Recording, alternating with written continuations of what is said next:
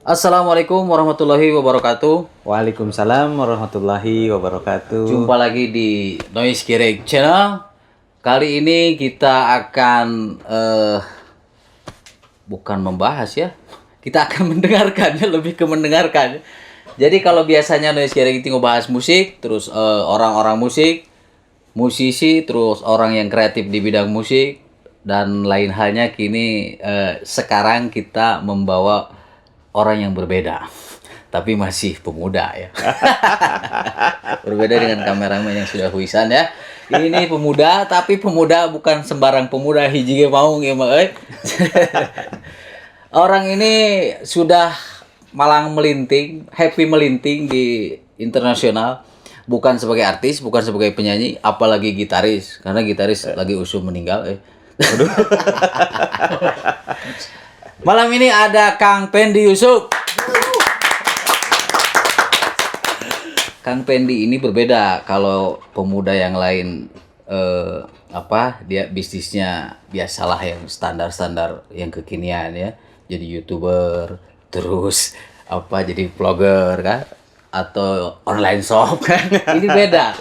Jadi kalau menurut saya yang dibidangi Kang Pendi ini old school ya. Jadi saya pikir orang-orang dulu aja yang membidangi ini. Jadi Kang Pendi ini bergelut di bidang koperasi, dan kalau mau ngomong koperasi dari A sampai Z sampai ngegelutuk ke mana dia jagonya. Ya, Ampun. Kang Pendi ini tergabung di Koperasi Asia Pasifik tuh, Di ICA. ICA. Bukan naon tuh ICA nya, nanti dia yang ini ya, dia yang ngomong. Oke, Kang Pendi, jadi di orang-orang yang nonton Noise Caring itu kebanyakan milenial ya. Yang kolonialnya ya di kameramennya aja. Ya. Jadi mereka itu biasa kita suguhkan musik, terus yang hiburan-hiburan lah. Kini kita pengen edukasi ke mereka bahwa di musik, terus di usaha-usaha yang bidang musik juga bisa maju kalau dengan konsep koperasi. Nah, kita pengen nanya ke Pendi, seperti apa konsep buat di musik kalau dikaitkan dengan koperasi?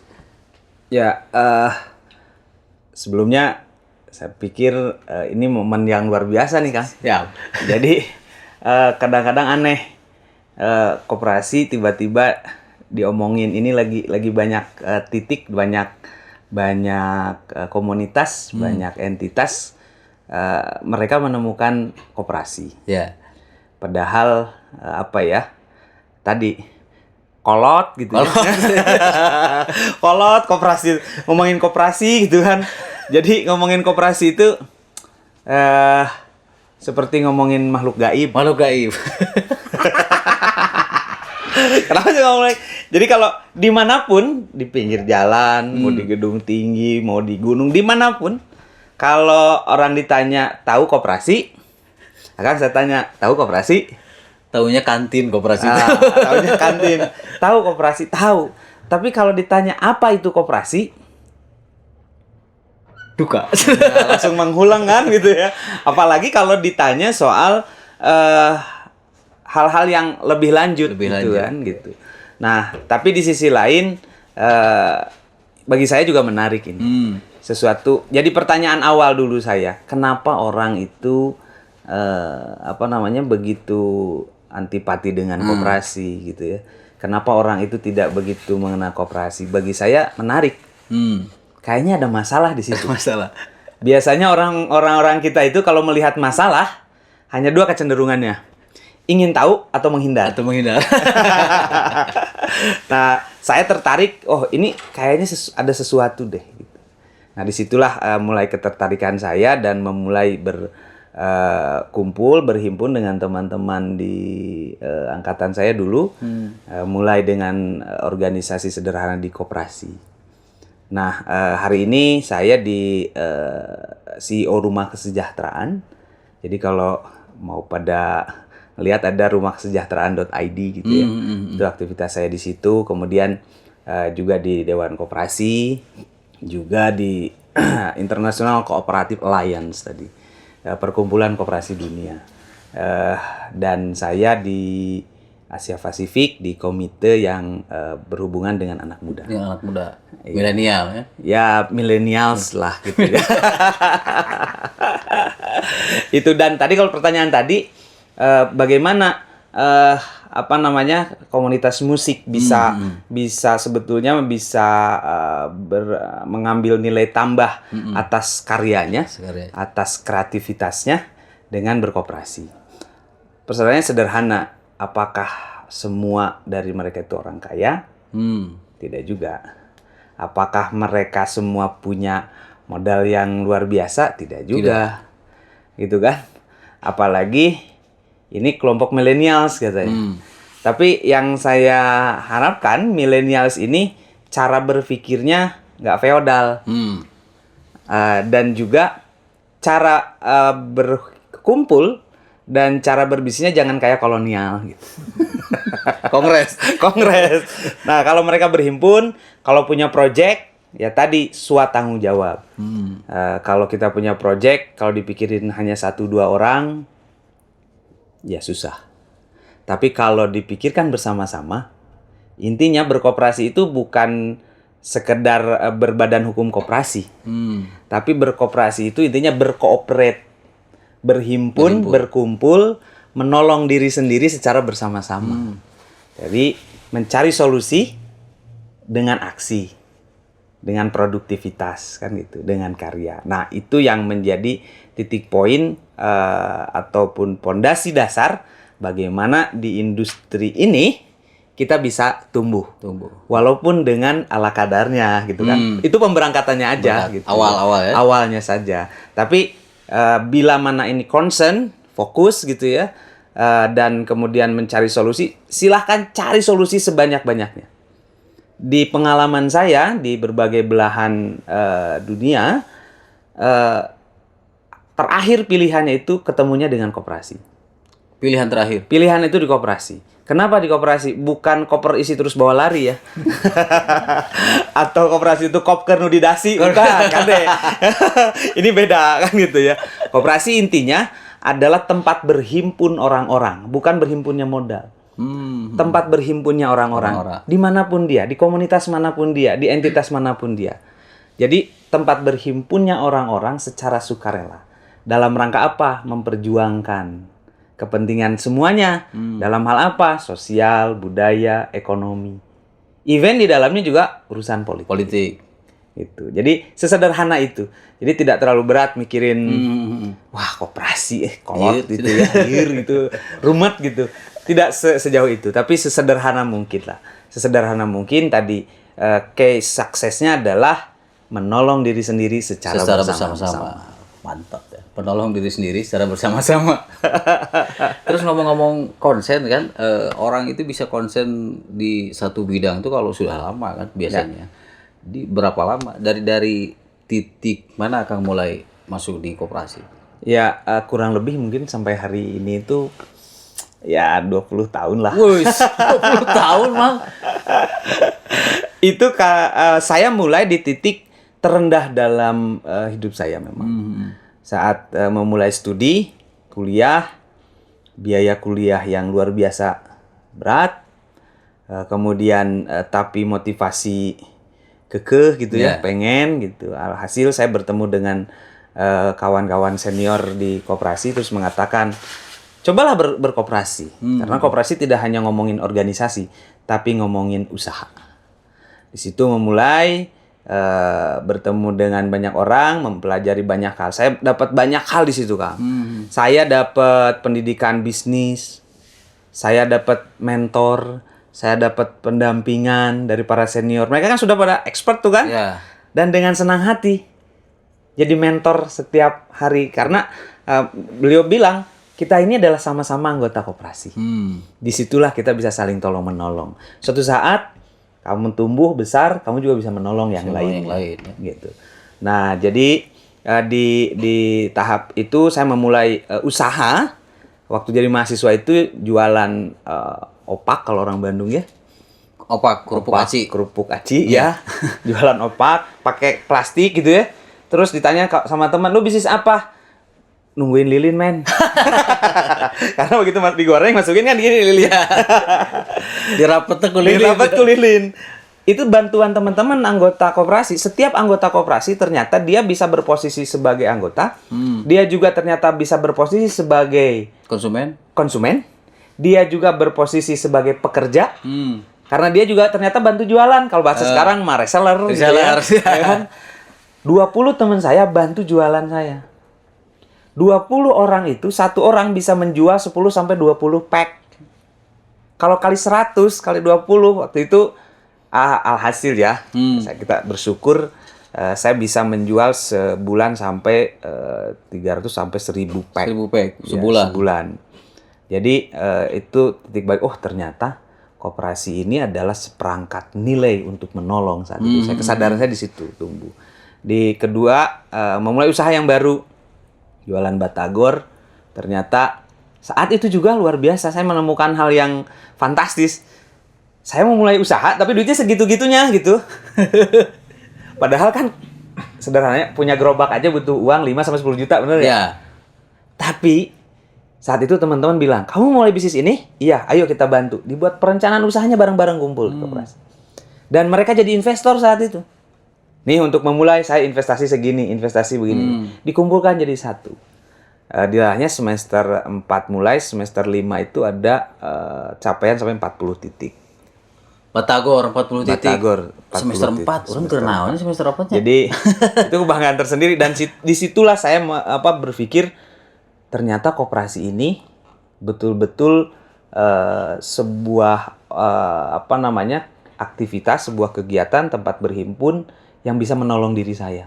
Dan ternyata apa yang saya lakukan juga menolong teman-teman saya yang lain. Gitu. Sampai pada akhirnya dulu yang paling champion menurut saya ya. Kan anak mahasiswa nggak kos nih. Ya. Nggak kos nih. Bayar kos itu sebulan berapa sih? 2 juta gitu ya. 3 juta. Lama-lama kalau dikumpulin 100 orang kali 2 juta. 2 juta ya. Bisa beli tanah. Beli tanah, bikin kosan sendiri gitu ya. Itu challenging banget dan goals-nya luar biasa. Lulus kuliah itu punya kosan. Semua teman-teman saya yang itu jadi begitu panen gitu, jadi lulus kuliah itu Benghar. kalau zaman orang SHU katanya kan gitu. Iya. Nah, di situ bagi saya terus berproses, kemudian saya mengulas sedikit mungkin. Tadi dibilang kita ini generasi milenial, cara mikirnya nggak boleh feodal gitu ya. Yeah. Kalau bisnis jangan kayak kolonial. Kolonial itu kan segala pengen sendiri. Ya. Tapi yang lain nggak dibagi kan gitu ya. Nah ternyata kalau milenials hari ini bisa mengoptimasi teknologi gitu ya, mencari literasi tentang perkoperasian. Di situ juga saya menarik bisa bertemu dengan kawan-kawan koperasi di berbagai belahan dunia. Bertemu dengan kawan-kawan koperasi di Malaysia, di Singapura, di China, di Jepang, di Jerman gitu ya. Dan mereka semua saya pikir to toes up. Saya ke luar negeri lebih banyak dibiayai oleh teman-teman anggota koperasi di luar negeri. Jadi begitu saya cerita kondisi koperasi di Indonesia, kemudian saya tertarik dengan koperasi, saya pengen melihat best practice koperasi di dunia, mereka dengan senang hati mengundang saya. Dan itu mereka membiayai semua aktivitas saya di sana. Kita yang pengen tahu, mereka yang biayain. Mereka yang biayain. Sebegitu aware-nya. Akhirnya saya tahu di situ ada Barcelona, sekelas Barcelona, back end di belakangnya perusahaannya adalah koperasi. Seneng bola kan. Terus kemudian di saat kesini-sini ada hotel mewah level Best Western gitu. Ternyata back end di belakangnya koperasi. Lihat makanan minuman, oh ada Sunkist ternyata. Koperasi juga. Lihat Campina, es krim. Itu di sana di New Zealand ternyata itu koperasi. Itu semakin membuat saya tertarik kan begitu. Intinya di saat saya menemukan koperasi berarti saya menemukan sebuah upaya membangun sebuah karya untuk orang lebih banyak gitu. Karya di tengah kerumetan kelihatannya bakal memberikan dampak lebih gitu kan. Kalau berkarya di tengah yang sudah bagus biasa aja, perjuangannya mungkin lebih. Terus kalau berarti artinya kalau komunitas musik ini lebih gampang karena mereka sudah banyak, ya kan? Tinggal dikasih strukturnya begini, konsepnya begini. Terus yang mereka paling nggak tahu itu kan satu koperasi itu apa, yang kedua mungkin bentuknya gimana, terus prosedurnya seperti apa. Ya, prosedur jadi anggota koperasi itu atau mendirikan koperasi itu satu manusia yang masih hidup ya. Jelas, ada Jelas, kepalanya. ya? Itu ada kepalanya. Karena ini perhimpunan orang. Jadi orang-orang yang sudah berhimpun itu tinggal berkumpul. Prosedur awalnya berkumpul. Berkumpul. Berkumpul lalu ngobrol. Tapi jangan kongres. Kongres itu ya kan gitu. Karena perencanaan yang gagal sama dengan merencanakan kegagalan. Jadi better kalau di saat berkumpul itu ngobrol. Ya. Obrolannya apa? Sekitar hal yang fundamental, yang sangat dibutuhkan saat itu. Ya. Mungkin banyak, 1, 2, 3, 4, 5 gitu ya. Tapi kita harus menentukan mana yang prioritas. Prioritas. Setelah prioritasnya ketemu, lalu yang kedua adalah cari solusi. Satu orang punya satu solusi. Kalau 10 orang, 10 solusi. 10 solusi. Dan di saat obrolan itu disebut dengan musyawarah. Ngobrol bareng itu kan, musyawarah. Yuk, solusi mana yang paling bagus? Karena saling menghargai kan. Jadi ulah bedegong Kekeh kan gitu. Dengan pendapatnya, tapi mencari solusi untuk cari solusi bersama tadi. Itu tahap kedua. Setelah berhimpun cari solusi, solusinya ketemu, dicarikan step selanjutnya. Bentuk solusi ini bentuknya seperti apa? Realnya. Cari bentuk realnya kan gitu. Kalau misalkan kita teh ngemusik, tapi kalau sewa studio, Ya. 1 jam 50.000. 50.000. Krunya adalah 5 orang. Kalau 1 orang pendonor gitu ya, 1 kali sewa oke, 2 kali, 3 kali, udah 5 kali kayak Berat. maksudnya apa? Asa urang wae cenah eta. Kebayang kalau itu kemudian cari aja solusi. Yuk, saya 10.000, saya 5.000, saya 3.000, tidak dipatok harus semua rata. Ya. Ingat, adil itu bukan berarti sama rata. Sesuai kemampuan. Sesuai kemampuan. Tapi pada prinsipnya goals-nya adalah 50.000. 50.000. Iya kan? Iya. Nah, itu bisa dilakukan tahap awal. Nah, kalau itu sudah terbiasa gitu ya. Nggak usah badan hukum koperasi terus papan nama, nanti nambah rumet persoalan gitu ya. Karena ada konsekuensi logis. Aktivitas itu dilanjutkan. Aktivitas itu dilanjutkan. Apa yang bisa kita lakukan untuk mendapatkan value dari aktivitas kita? Misalkan, ya kita mah jadi tukang like dan subscribe saja gitu ya. Jadi di Noise Break wah kita mah ikutan Noise Break ya. Saya akan berjuang untuk Like. like ya. Kalau bukan like. Nanti berbagi gitu kan. Itu dapat misalkan. Dan itu terus bertumbuh. Itu hanya dari satu leading sektor. Kebayang kalau komunitas yang jumlahnya lebih banyak bisa melakukan upaya-upaya sederhana. Misalkan belanja bareng kebutuhan dasar. Ya. Semuanya makannya nasi mungkin ya. Jadi belinya beras. Di beras. Jadi beli berasnya segimana? Kalau komunitasnya 1.000 orang atau 100 orang lah ya, 1 bulan 5 kilo gitu 5 ya. kilo. 5 kali 100, 500 berarti 5 kintal. 5 kintal. Ya beli 5 kintal dengan beli 1 kilo, saya kira lebih murah 5 kintal. 5 kintal. Banyak diskonnya. Banyak diskonnya. Pasti ada selisih. Ya. Selisih itu kemudian diinvestasikan, dikumpulkan, bertahap kan begitu. Hari ini nggak usah takut dibawa kabur tadi koperasi bola lari. Hari ini adalah zaman teknologi, di mana orang nyimpen kan transparan, akuntabel dan real time. Saya banyak saya memfasilitasi orang punya platform atau aplikasi koperasi untuk bertransaksi secara transparan dan akuntabel. Jadi semuanya sudah di tangan. Kebutuhan pokok yang kedua apa? Misalkan paket internet kayak gitu.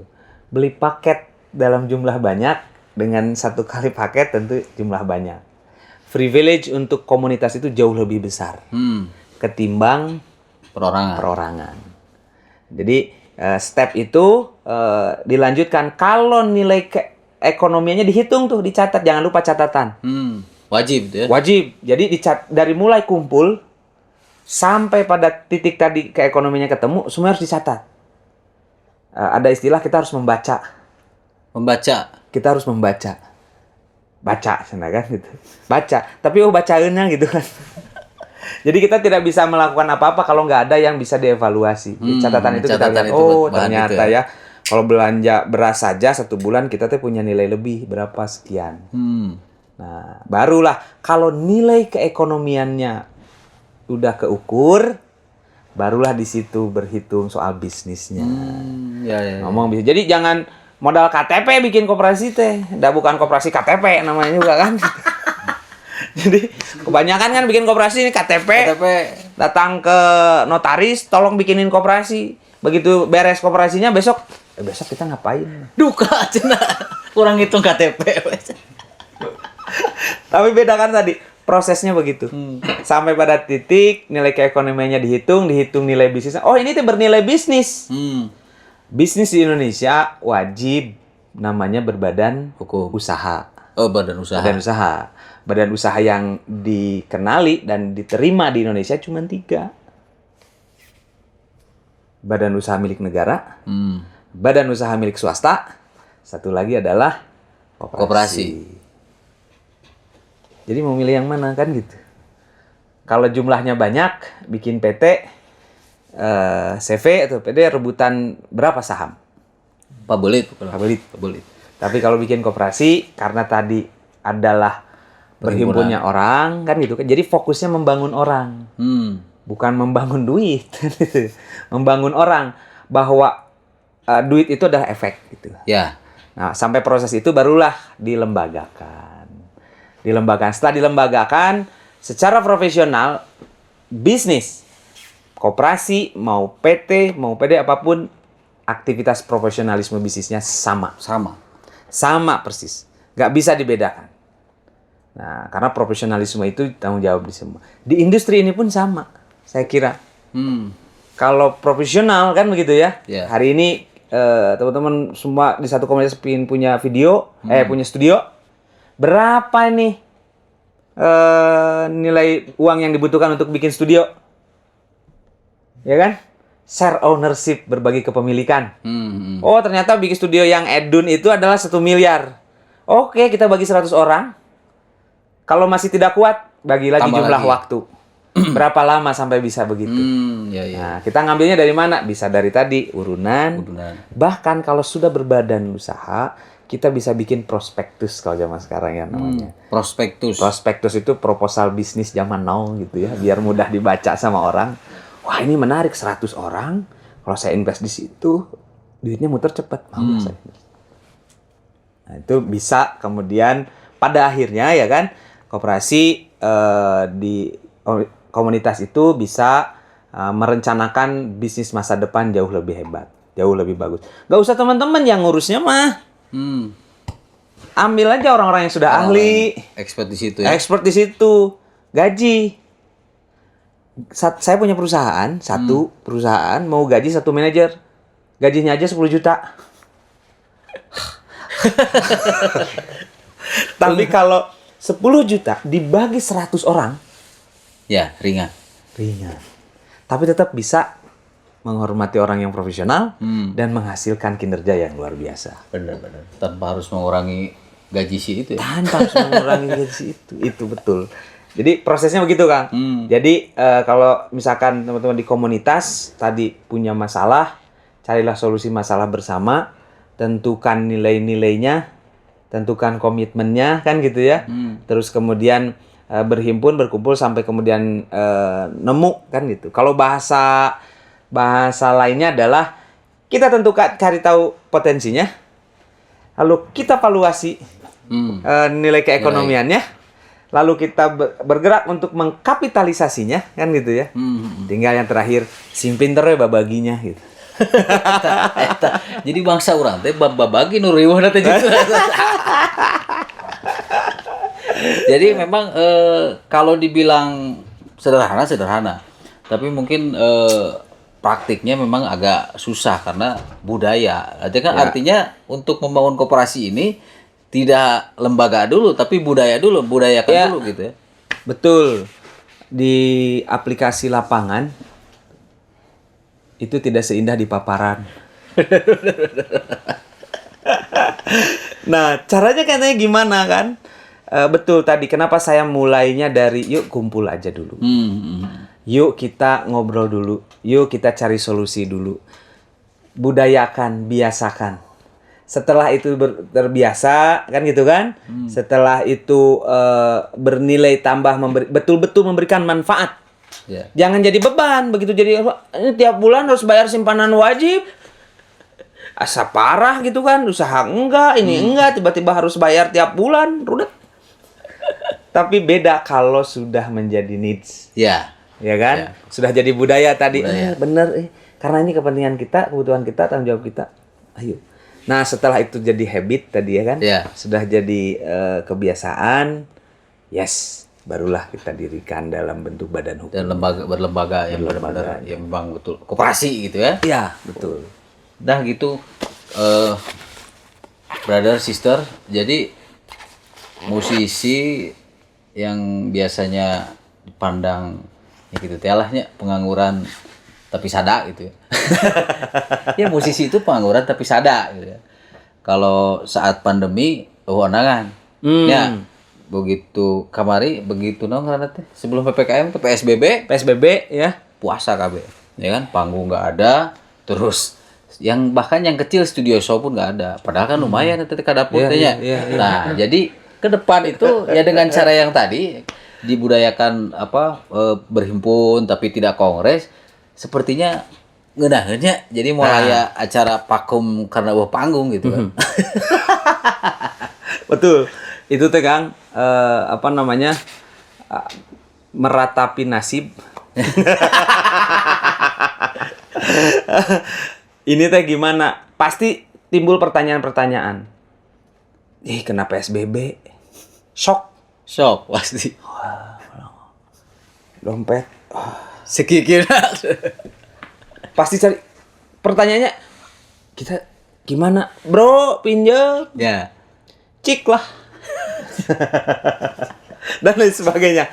Nah, kesiapan itu kan seharusnya dipersiapkan jauh-jauh hari. Ya, jauh hari. Bahwa pandemik ini tidak jauh beda dengan resesi ekonomi lainnya. Semuanya ada konsekuensi. Yang paling penting adalah mempersiapkan diri kita. Nah, mempersiapkan diri kita itu tadi, menentukan masa depan itu kita yang menentukan hari ini. Kesuksesan masa depan kita itu adalah apa yang kita lakukan hari ini. Salah mengambil keputusan hari ini, kita akan salah kelihatannya di masa. Orang begini, yang direncanakan baik saja, Pembeli tidak semuanya hasilnya baik. bener. Apalagi itu yang direncanakan Asal-asalan. asal-asalan. Kayaknya nggak ada yang baik deh. Jadi memang tetap harus matang ya kan. Kerennya kalau musisi saya pikir bisa karena dia bikin lagu kadang satu lagu 3 bulan. Ya. Artinya kan matang ya. Kalau bikin lagu, kalau usaha nggak tahu ya. Tapi kalau dengan konsep yang tadi, saya pikir teman-teman juga bisa. Oh iya tentu. Saya melihat teman-teman di sektor industri kreatif, salah satunya di musisi ini, orang dengan kreativitas tinggi, orang dengan intelijensi tinggi. Tidak semua orang bisa hafal lirik seumur hidup gitu ya. Karena udah digawe kenapa? Imajinasinya pun tidak semua ini, tapi karyanya itu betul-betul memberikan dampak. Ya. Saya kira di saat digiring tadi, ayo kita berkumpul, kita harus cari solusi nih. Karya gue ini bagus banget, lagu gue ini keren banget kan gitu. Kalau kemudian tidak ada yang membantu untuk bisa dinikmati banyak orang, Jangan naon. mubazir. Mubazir. Jadi kalau mubazir itu rugi ya kan. bener. Kalau kemubaziran itu terus dikelola, kayaknya teman-teman setan gitu yang mendekat. Potensinya bisa. Soal tadi di prospek masa depan, kalau sudah terhimpun tadi terkoordinasi lah ya. Terkoordinasi, kita itu di dalamnya akan menemukan konsekuensi-konsekuensi. Satu di antara konsekuensi logis berhimpun, kita nggak ngomong koperasi, berkomunitas saja di dalamnya pasti ada hak dan kewajiban. Itu adalah konsekuensi logis. Punya KTP aja, itu ada konsekuensi logis. Ya. Tapi kadang-kadang nggak ngukur. Nggak ngukur nih. Kita berkumpul berkomunitas, tapi komunitas cik atau komunitas apa gitu. Untuk bisa kita keluar dari persoalan gitu, bisa nggak sih kalau misalkan tadi kita menyadari bahwa kita punya hak dan kita juga punya kewajiban. Hak kita berpendapat, hak kita mengemukakan gagasan, hak kita untuk berkreasi, berkarya, itu tetap harus dihormati. Dan diekspresikan. Itu satu kan. Tapi di sisi lain, kewajiban kita juga berkontribusi satu. Dan tidak kalah penting selain itu adalah berpartisipasi. Berpartisipasi, benar. Di orang mah, maaf ya, kadang-kadang seorang punya ide, halah. Nggak ada apresiasi. Iya. Sulit sekali mendapat apresiasi. Di koperasi tadi, saya jualan, yang sederhana ya, jualan opak kemudian nungguin lilin gitu kan. Tidak banyak orang aware. Ya. Apalagi deket ke cewek cakep gitu. Gengsi. Nggak ada prospek gitu. Tapi kalau orang aware, itu membantu solusi. Bro, ente daripada pakai lilin, mendingan pakai sealer. Ya. Lebih gampang. Saya makan orang kampung atau nggak tahu. Di Cibadak banyak. Badak sih. Ada improvement di dalamnya. Bantu tadi. Saya punya knowledge lebih. Bro, atuh pakai stikernya. Mereka gagah pakai jinanya. Terus itu. Kalau semua berpartisipasi aktif untuk mendukung idenya, maka ide itu tidak akan pernah sia-sia. Begitupun di industri musik. Tadi, seorang punya karya. Kalau jelek, bilangin jelek. Ya. Tapi, ada tapinya. Harus dengan solusinya. Ya. Ini keroncong bro, bukan, ini mah rock and roll cuy. Rasionalisasinya gimana? Biar juga paham. Dengan begitu kita menghormati orang sebagaimana manusia. Ya kan? Bukan masalah karyanya Jack, tapi kita menghormati manusianya aja dulu. Nah, koperasi ini adalah seperangkat nilai untuk menolong, di mana di dalamnya adalah fokus membangun manusia tadi. Nah, kalau di chapter lain, saya banyak komunitas yang kemudian bikin koperasi. Baik itu komunitas yang paling lucu sampai yang paling ganas gitu ya. Di saat mereka memahami ini, mereka bisa mendapatkan nilai tambah. Bahwa di awal pendirian koperasi di dunia ini adalah di saat terjadi revolusi industri. Revolusi industri kapan? Revolusi industri di 2 ke 3 gitu lah salah. Jadi di saat industrialisasi melebar kemana-mana, buruh pada susah gitu ya, mereka berhimpun, ngumpul lahirnya memang di Inggris ya, di Rochdale. Kemudian mereka mencari solusi ya tadi dengan belanja bareng, buruh saling menolong. Nah, dan akhirnya sekarang mendunia. Nah itu bisa jadi catatan penting. Kalau teman-teman di komunitas ini mencari solusi, maka solusinya ada di komunitas itu sendiri sebetulnya. Tinggal mau ente gitu ya. Nah, tinggal daik ente, seteh gitu. Apalagi pernah pandemik asli. Di tengah pandemik semuanya mengeluh. Mengeluh, asli. Semuanya mengeluh. Di saat semuanya mengeluh, siapa solusinya? Nah, nyari cikatulah. Bukan cikatulah ngeclok, tapi cikatulah ya solusi. Ya kan?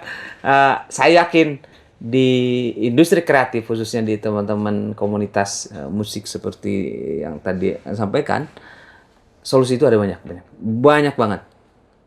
Bahwa dengan upaya yang lebih, dengan strategi yang lebih, saya ngasih clue aja, koperasi itu adalah satu-satunya organisasi yang terkoordinasi di seluruh dunia. Dahsyat gitu nih koperasi teman. Kemarin-kemarin saya tahu itu koperasi ya itu zaman Muhammad Hatta. Koperasi Muhammad Hatta. Udah segitu aja kan. Makanya memang nggak pernah menyentuh koperasi. Jadi koperasi tahunya ke zaman SD, koperasi TQ. Mana jajan ke koperasinya cenah biar sekolah maju, udah teu ngarti jajan kadinya tapi teu ngarti teh geuningan. Ternyata ya memang begitu. koperasi itu bisa menjadi apa? Bukan salah satu tapi memang solusi ya buat Solusi. pengembangan diri, terus pengembangan ekonomi juga, bahkan di politik juga bisa kita Iya. pakai kan. Betul banget. Bagi saya koperasi itu model bisnis futuristik. Kalau diibaratkan apa namanya mobil gitu ya, Ferrari gitu ya, Iya. Porsche gitu, itu kelasnya. Kelasnya di situ ya. Kelasnya di situ. Kenapa saya berani saya mengatakan begitu? Karena tidak semua orang bisa punya, tidak semua orang bisa mengendarainya juga. Siapa yang bisa melakukan itu kan gitu? Mereka dengan nilai lebihnya dong, dengan effortnya yang lebih sampai punya itu kan itu juga Iya, nggak mudah gitu. Kenapa futuristik? Karena koperasi ini melampaui model bisnis yang lahir baru-baru. Bagaimana menempatkan manusia? Hari ini adalah era 4.0. Benar nggak? Era 4.0 itu semua berasumsi bahwa sumber kekuatan di era 4.0 itu adalah teknologi. Benar. Salah besar. Salah besar. Kenapa? Karena di era ini titiknya adalah manusia. Manusia. Manusia. Kenapa? Karena teknologi ini yang bikin informasi manusia. Yang membutuhkan informasi manusia.